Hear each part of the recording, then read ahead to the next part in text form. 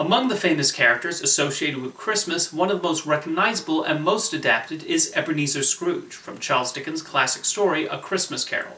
This miser has become so iconic the term Scrooge has now come to mean any selfish person with little interest in charity, and his phrase, bah humbug, has entered the public lexicon.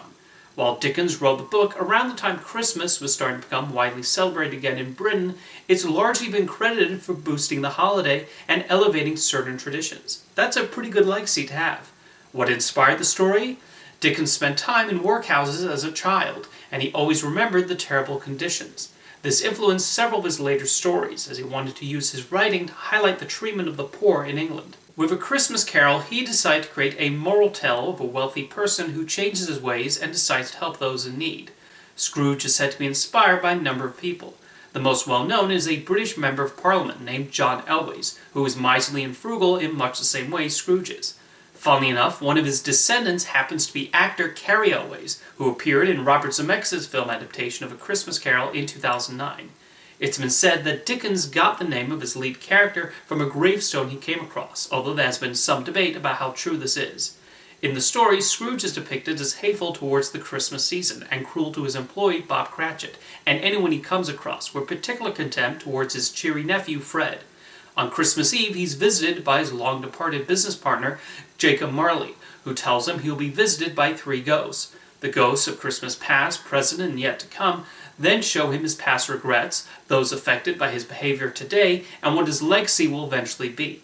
After seeing these events, Scrooge vows to change his ways and does stick to his promise to become more charitable and help those in need, including Cratchit's son, Tiny Tim. Even though A Christmas Carol has been told in many forms time and time again, I really liked giving Dickens' original book a read. He does a great job of establishing Scrooge's character and describing the Yuletide spirit. At its core, it's also a ghost story, and Dickens creates some rather striking images with what Scrooge witnesses. It's easy to see why A Christmas Carol became an enormous success when initially published in 1843. Although what's interesting is that Dickens partly wrote the story due to financial difficulties he was experiencing at the time, and started writing it only 2 months before Christmas. There were doubts he could complete it in time, but he was able to accomplish this, although he did not profit that much from the book's sales. He did find success going on reading tours, though. It also did not take long for producers to see adaptation potential, as only a few months after Christmas Carol was published, there were already several plays being put on throughout England. And since the invention of motion pictures, there have been many versions of the story produced for film, video, and television. I obviously cannot go over every single one, but I'll try to get to the highlights. Considering the topic of this video, I will be focusing primarily on the character of Scrooge and how different actors have portrayed him. That means I have elected not to include versions that just substitute another character in his place. Sorry, Fred Flintstone and Bill Murray. Of the classic screen adaptations, the most well-known is the 1951 version starring Alastair Sim. He portrays Scrooge with a constant scowl on his face, and the filmmakers did a decent job of telling the story. What's interesting is how it provides a bit more backstory in how Scrooge and Marley's business grew, and Cratchit is even shown to be a part of Scrooge's past rather than a recent employee.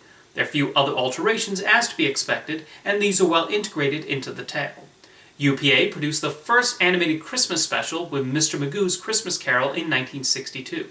It might be surprising I would include this one, but Magoo is only himself in the special's bookends. Most of it is a fairly straight adaptation, with Magoo portraying Scrooge as the money-loving miser he is, with the highlights coming from the songs.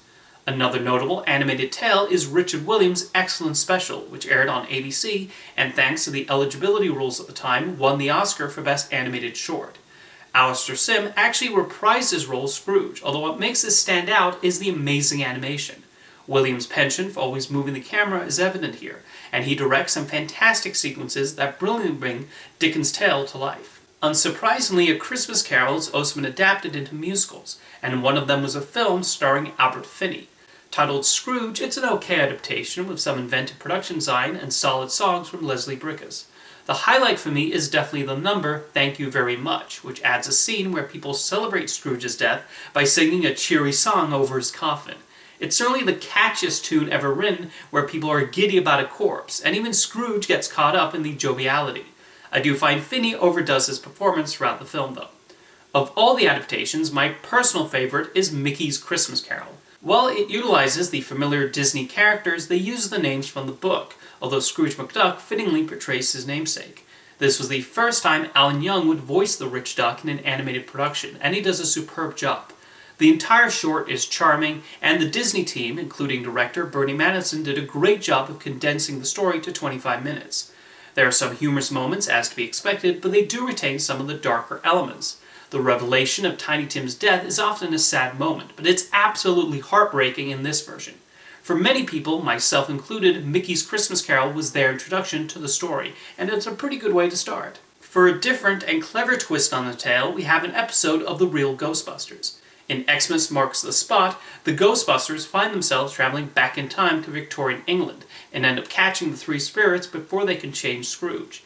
This action causes everyone in the future to resent Christmas, and so they go back to set things right. Most animated shows just opt to retell A Christmas Carol with their own characters, but the writers felt the need to go a different route as a credit to how inventive the team behind The Real Ghostbusters was. There's a reason it's often regarded as one of the best animated shows of the 80s, and this is an episode that definitely deserves a place in your annual holiday roster. One of the most beloved adaptations is The Muppet Christmas Carol, and of all the versions I've seen, Michael Caine might give my favorite performance as Scrooge. When Brian Henson asked him if he was interested, Caine said he would only accept on the condition that he could play Scrooge completely straight without any acknowledgement that he was surrounded by Muppets. That was a brilliant move, and is pivotal to why his performance worked so well. While most actors who play Scrooge usually highlight his grumpy personality, Caine shows the joy he feels at all the wealth he has and his delight at hoarding it for himself. His change is well portrayed, and Paul Williams even wrote a fantastic opening song for Scrooge. The film's decision to have Gonzo play Charles Dickens as the film's narrator was also a clever touch, and it's unsurprising that Muppet's Christmas Carol would wind up a staple in many households. Another version I find to be pretty good is a made-for-television adaptation that aired on TNT in 1999. Patrick Stewart plays Scrooge here, and the filmmaker stayed largely faithful to the original book. A lot of the dialogue is taken verbatim, and they even included scenes that are usually removed from other adaptations, like the Ghost Christmas Present showing the sailors and lighthouse keepers to Scrooge. Stewart brings the necessary coldness to Scrooge's early scenes, and he delights in portraying his cheerfulness once he wakes up on Christmas morning. Robert Zemeckis decided to bring his motion capture technology to Christmas Carol, with Jim Carrey taking on the lead role. Carrey seems like a surprising choice for Scrooge, but I quite like his interpretation. Zemeckis also really seemed to latch onto it being a ghost story and ups the fright factor with the spirits. That strategy not only involves taking Scrooge through time, but also scaring him into changing his ways. Interestingly, some of the comical lines in the film that seem tailor-made for Carrey are actually taken straight from the book. Although the part where Scrooge is shrunk down to size and is chased through London, that's entirely the invention of the movie, to take advantage of it being released in 3D. Christopher Plummer also played Scrooge in a movie, but not an adaptation of A Christmas Carol. The Man Who Invented Christmas is a film that explores Charles Dickens writing the book, and it actually has the characters appearing to him as he's trying to put pen to paper. This was a clever device on the filmmaker's part, and Plummer did a really good job of portraying Dickens' creation as his own inner critic. As I said earlier in the video, I'm not able to go over every interpretation of A Christmas Carol, as there are just so many, and I imagine I missed a few of your favorites. However, it really says something about the timelessness of the story that so many keep coming back to it. I think a large reason Ebenezer Scrooge remains such a compelling character is that he proves someone is capable of change and becoming a better person. In the book, and in every adaptation I've seen, there's a rooting interest in Scrooge improving and realizing the importance of helping others. We want him to get better, and that makes the ending of A Christmas Carol that much nicer.